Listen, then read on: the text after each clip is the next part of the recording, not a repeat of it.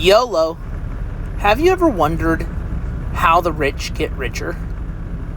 Well, they invest money and then their money makes more money for them, so good video. Oh, you want more? Okay, let's start with the first thing, the basics. They track their expenses.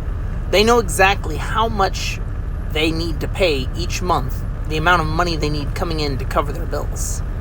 People like Jeff Bezos, Mark Zuckerberg, or Elon Musk, they do not try and pay themselves as much as possible as salaries. They have more of their wealth tied up in stocks and options. So they can't really just take their money and then pay for a lavish lifestyle. So the first thing they got to do is know exactly how much it costs for them to live. The second thing is they use debt. Now, here in America, debt is tax-free. If you take out $1 million loan, you do not have to pay taxes on those $1 million. Now, this is one of the ways that the rich get richer. They have assets like stocks that they don't intend to sell. They take a loan against those stocks using them as collateral. So as long as their business does well, they're not going to lose any of their money. They take the money from the loan and then they use that to either pay off their lifestyle expenses each month or to invest in other things. Then the profit they get from the invested debt, they do have to pay taxes on. However, they can use the income from the loan to pay back the loan itself. So having access to other people's money at a low interest rate that they can use to generate more money gives them a near infinite money glitch. Another way that the rich get richer is phantom income. And the best example of this is real estate. Now, what phantom income is income that is offset by your depreciation. So say you have a house and you claim depreciation on it every year for a certain amount based off of the value of the home. And this depreciation is supposed to cover expenses such as replacing water heaters or repairing the roof, things that you would necessarily need to do to help upkeep the property so you could rent it out to others. You take the rent money in each month, you claim the depreciation, but your roof still holds. The water heater, it still works. If anything, you give a place that landlord special, a fresh coat of paint when people move out. Then your expenses that you claim are more than the income that the property provided for you. So you get to write it all off and you get the money tax-free. Now let's do a little hypothetical. You're a successful businessman. You've worked for years and built your business from the ground up. And now you want to reward yourself with a super expensive sports car as a fancy treat. But all your money is tied up in your stocks. And if you sell your stocks, you then end up having to pay huge taxes just to buy a car that'll lose half its value the second you drive it off the lot. So what do? You take a loan for $1 million out against the stocks you own. You then use that loan to buy real estate because you're not just going to take the loan out to buy the car because then you'll have no way to pay the loan off. But you take that loan, you go to the bank and say, hey, bank or credit union, I have $1 million. I'd like to buy these 10, 15 properties. I'm willing to put 20% down of my own money on all these properties, which would equal out to $1 million. I'd like you to loan me 80% for the rest of them. The bank is going to look at it as a no-brainer. If you fail to pay, they get the house, plus you've already put 20% down, and you're a high net worth individual. So they're going to give you a much easier time to get these loans than other people would. You now take that $1 million of loan against your stock, use that to leverage to buy more properties. Now you have, say, 10, 15 rental units.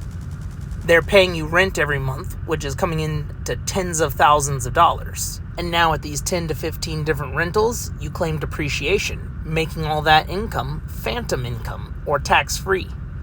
So you get tens of thousands of dollars coming in every month tax-free, paying off the minimums on all your loans. Now you have an extra source of income. You can now go and get yourself that dream car you've wanted. You go to the bank and be like, hey bank, I've got 15 cash flowing properties here, bringing me tens of thousands of dollars each month. I'm already a multi-millionaire. Just look at my business and they can see you're making all your payments, you're good with your credit, you've got tons of cash coming in. They're going to give you a loan to buy that car you want. So now you were able to use $1 million worth of your stocks as collateral, still owning them, just making your minimum payments. You took that $1 million and you were able to leverage it to buy multiple properties. These properties are now cash flowing you tens of thousands of dollars every month, covering the cost of all your loans, and still generating a profit for you, while claiming depreciation, so now you don't owe any taxes on any of this money. And then you were able to get your dream car effectively for free.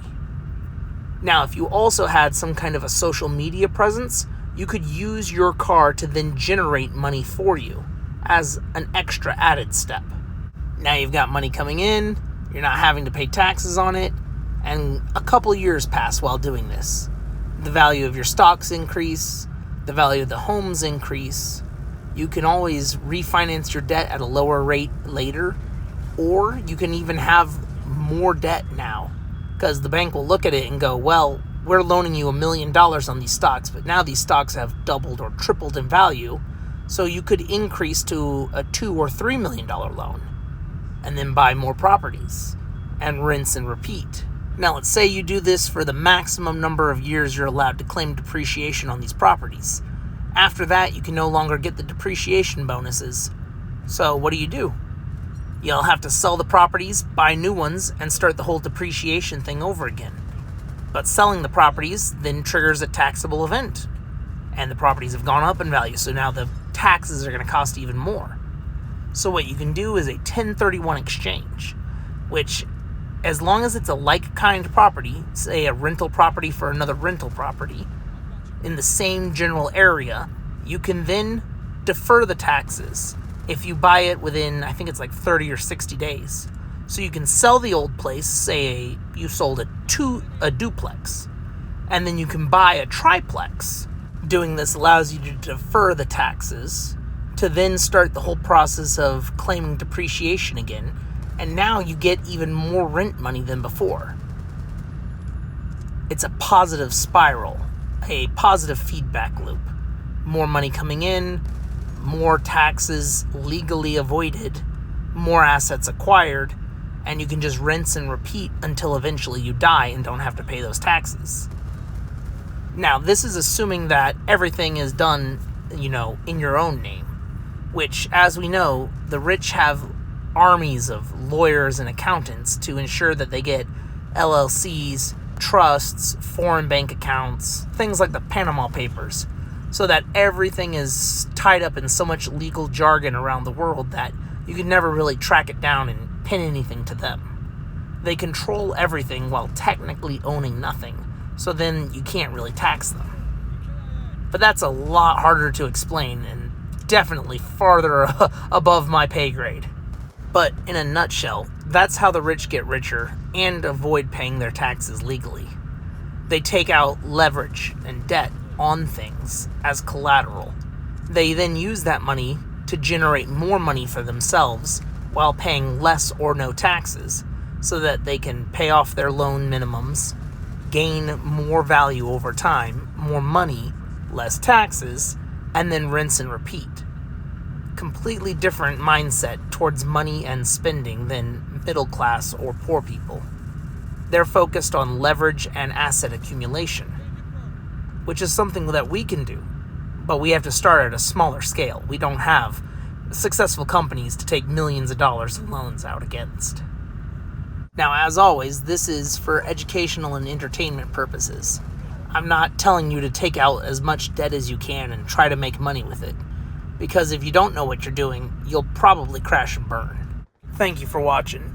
Don't forget to like, comment, and subscribe, and let me know in the comments below if you know any other ways that rich people use to get richer or to legally pay less in taxes. I'd love to find out. And as always, I'll catch you on the flip side.